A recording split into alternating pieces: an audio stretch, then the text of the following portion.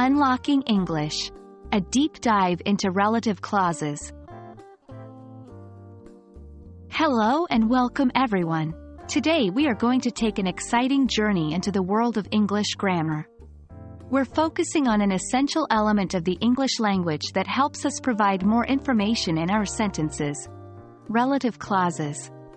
In particular, we're going to explore relative pronouns, an integral part of these clauses. We'll share some examples and offer a chance to practice. So, let's get started. Before diving into relative pronouns, let's quickly revisit what a relative clause is. A relative clause is a type of dependent clause that provides additional information about a noun. It starts with a relative pronoun or a relative adverb, and modifies, or describes, that noun. It makes our sentences more informative and detailed without having to create entirely new sentences. For instance, in the sentence, "The book that you gave me is fascinating," that you gave me is the relative clause, giving more information about the book. Now, on to the stars of our show today: relative pronouns. These are words that introduce a relative clause. The common relative pronouns in English are who, whom, whose, which, and that.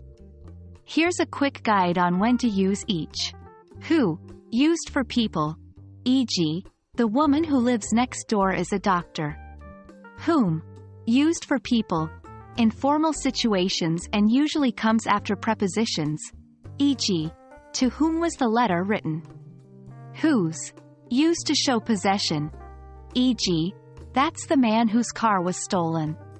Which, used for things, e.g., this is the dress which I bought yesterday.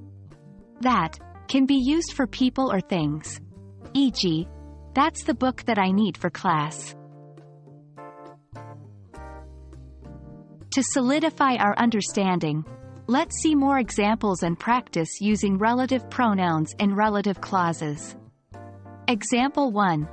The boy who stole the apple was caught. Practice. The girl _____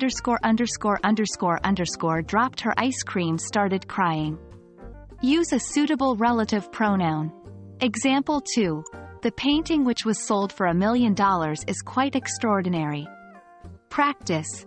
The dog _____ chased its tail was really funny. Use a suitable relative pronoun. Example 3. That's the actor whose performance won an Oscar. Practice. This is the person _____ wallet I found. Use a suitable relative pronoun. Feel free to pause the video to think about these practice exercises. There we have it. We've learned all about relative clauses and the relative pronouns that start them. They're like the glue holding our sentences together, adding more information and making our conversations more engaging.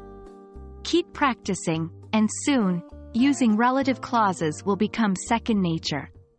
Remember, learning a language is a journey, not a race. Every bit of effort brings you one step closer to fluency. Thank you for joining me today. Happy learning, and I'll see you in our next video.